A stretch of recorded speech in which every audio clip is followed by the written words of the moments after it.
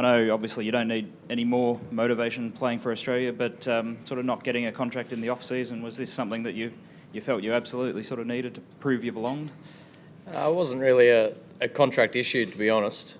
It's more that I want to be playing cricket for a long time for Australia. So there's only one way to do that, and there's only one currency, and that's scoring runs. So as I said in the lead-up, I'm happy to be judged by the runs I score, and that's the bottom line. So it's not a contractual issue at all.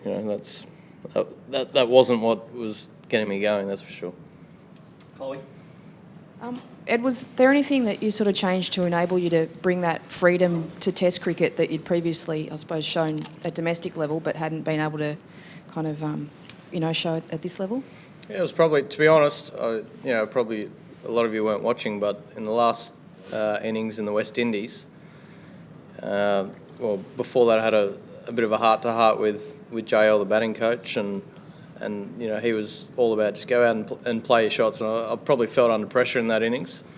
And I went out and played on a pretty tricky wicket at the time, with freedom. And I thought at the time that's a pretty good blueprint, because it's felt in Test cricket, in particular more so than domestic cricket, if you're standing still, you're a sitting duck. So it was nice to I guess I said before the series as well that I'm playing my best when I'm positive and have a good defence rather than the other way around. And it felt like, I backed that up.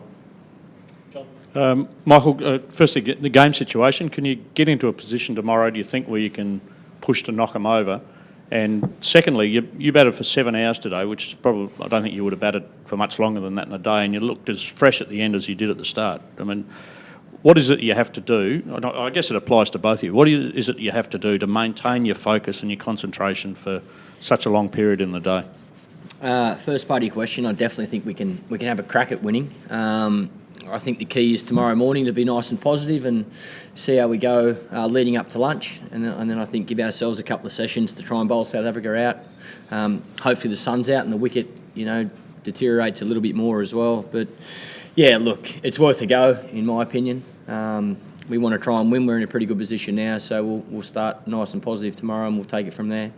The second part of your question, for me, it's about being fit and strong. I've always thought, fitness has always been a big part of my life, being healthy and being active. And I guess over the last couple of years, I've taken myself away from the team and done, I guess, my own boot camp for my mind as much as my fitness. And there was no doubt I feel a little bit fatigued, more mentally fatigued than physically fatigued at the moment. But, I think that couple of weeks away of preparation has held me in really good stead for the last couple of seasons. Chris? It's a year to the day since Peter Roebuck died. Was that on your mind at all today? And does that make the timing more special of your century? I'm well aware of the date, and had the conversation with my wife this morning on a earlier than normal walk, because I couldn't really sleep. So it was this day last year as well that started last season for me, having found out the news that he'd died. I was battling away a little bit, and then that kick started me. So I was well aware of the date, and it was probably why I looked skywards upon getting 100. Just talk briefly about what he meant to your career in your younger years. Oh, he was a coach and a mentor, and someone whose advice I valued very dearly.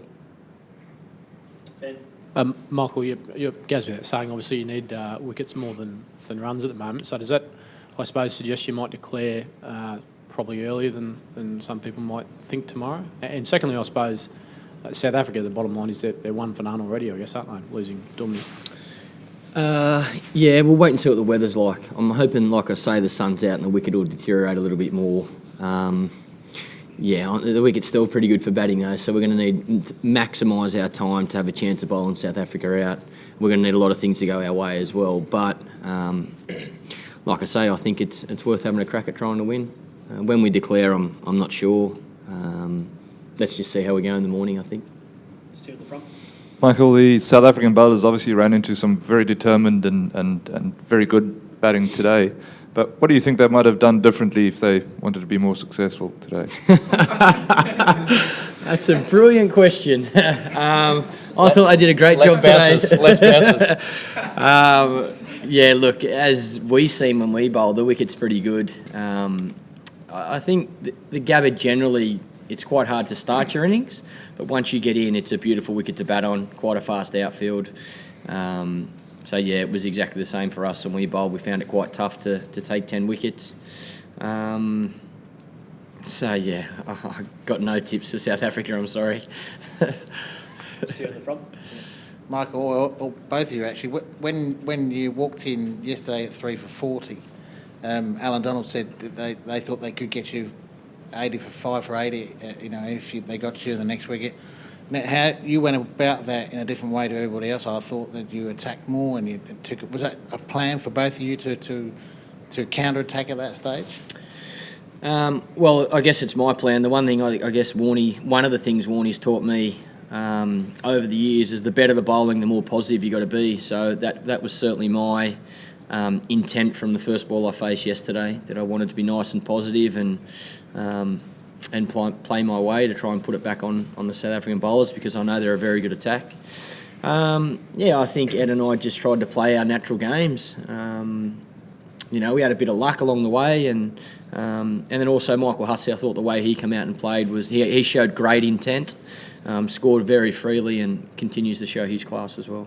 Do you think that's the way to go against a great attack like South Africans? I think situation dictates that, but when you're under pressure or when you're feeling, for the way I play, that's when I generally play my best cricket.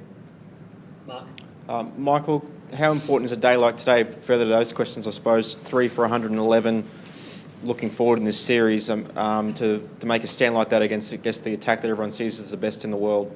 Yeah, I think it's really positive for the team. I think we take a lot of confidence out of the way we bowled the second day. I think we took 7 wickets for about 200 runs. Yeah, so I think that's really positive for our bowlers, and then to be able to make some runs today, and again the way we scored, nice and positive, I think is a good sign for the team going forward. But in saying that, we've got a lot of hard work to do still in this Test match, and then also for the rest of the series.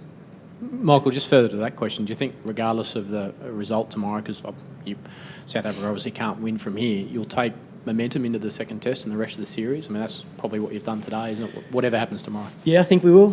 Conditions will be a lot different in Adelaide, though, that's for sure. But I think the boys can take a lot of confidence out from our performance so far in this Test match.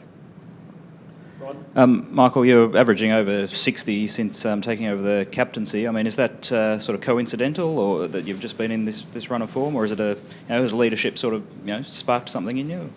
You don't have an average since getting married as well. I'll say, there you go.